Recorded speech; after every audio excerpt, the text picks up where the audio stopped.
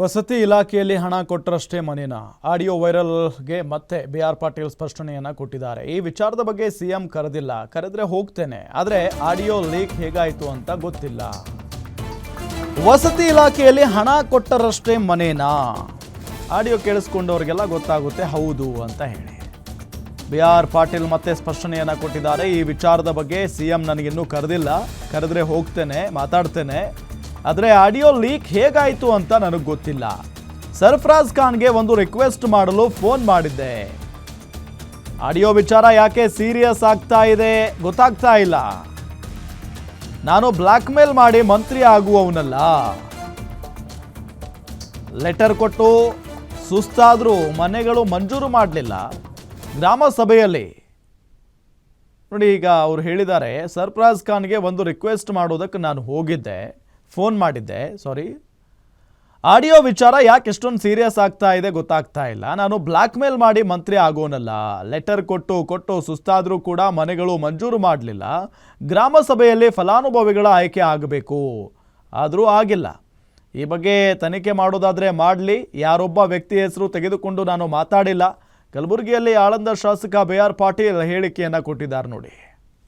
ಏನೂ ಅಲ್ಲ, ನನ್ನ ದಾಳಿ CM ಕರೆದ್ರೆ ಹೋಗಿ ಮಾತಾಡ್ತೀನಿ, ಕರೆದಿಲ್ಲ. ಅಥವಾ ಡಿ.ಕೆ. ಶಿವಕುಮಾರ್ ಕರೆದಿಲ್ಲ. ನನಗೆ ಗೊತ್ತೇ ಇಲ್ಲ. ನನಗೆ ನನ್ನ ಮೊಬೈಲು ಚಾಲು ಮಾಡೋಕ್ಕೆ ಬಂದ್ ಮಾಡೋಕ್ಕೆ ಎಡೆ ಬರ್ತಾವೆ. ನನಗೆ ಸರ್ಫರಾಜಿಗೆ ಮತ್ತೊಂದು ರಿಕ್ವೆಸ್ಟ್ ಲೆಟರ್ ಕಳಿಸ್ತಾ ಇತ್ತು. ನಾನು ಹಿಂದೆ ಲೆಟರ್ ಕೊಟ್ಟಿದ್ದು ಆಗಿಲ್ಲ, ಈಗ ಮುಂದಾದರೂ ಮಾಡ್ತೀರಿ ಅಂತ ಕೇಳಕ್ಕೆ ಫೋನ್ ಹಚ್ಚಿದಾಗ ಇದೆಲ್ಲ ಮಾತುಕತೆ ಆಯಿತು. ನನ್ನ ಮೊಬೈಲೇ ಬೇರೆ ಹಚ್ಕೊಟ್ರೆ ನನಗಂತೂ ಬರಲಿ ಅದು ಮಾಡೋಕ್ಕೆ. ರೆಕಾರ್ಡ್ ಮಾಡೋಕ್ಕೂ ಬರಲ್ಲ, ಇನ್ನೂ ತನಕ ಒಂದನ್ನು ಫೋಟೋ ಹೊಡೆದಿಲ್ಲ. ಈಗ ಎಂತಿಂಥ ವಿಷಯಗಳು ಲೀಕ್ ಆಗ್ತವೆ, ಅದಕ್ಕೆಲ್ಲ ಏನು ಟೆಕ್ನಾಲಜಿ ಬಂದಿದ್ದೆವು ಏನೋ ಗೊತ್ತಿಲ್ಲ.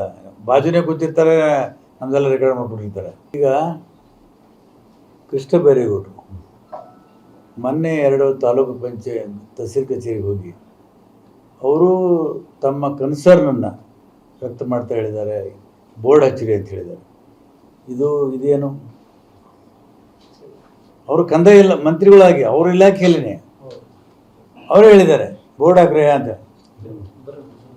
ನನ್ನ ಸ್ಟೇಟ್ಮೆಂಟ್ಗೆ ಇಷ್ಟು ಸೀರಿಯಸ್ ಯಾಕೆ? ಅವ್ರ ಕಂದಾಯ ಸಚಿವರು, ಅವ್ರ ಕ್ಯಾಬಿನೆಟ್ ದರ್ಜೆ ಸಚಿವರು ಅವರೇ ಹೇಳಿದ ಮೇಲೆ ನಂದೇನೂ ಅಲ್ಲ.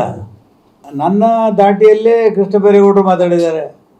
ಈಗ ನನಗೂ ಕನ್ಸರ್ನ್ ಇದೆ, ಕಳಕಳಿದೆ ಬಡವ್ರ ಬಗ್ಗೆ ಅಂಥೇಳಿ. ಅವರು ಬಡವ್ರ ಬಗ್ಗೆ, ಜನರ ಬಗ್ಗೆ ಕಳಕಳಿದೆ ಅಂತ ಹೇಳಿ ಅವ್ರು ಮಾತಾಡಿದ್ದಾರೆ.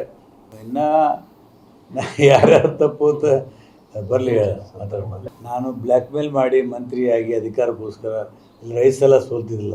ನಾನು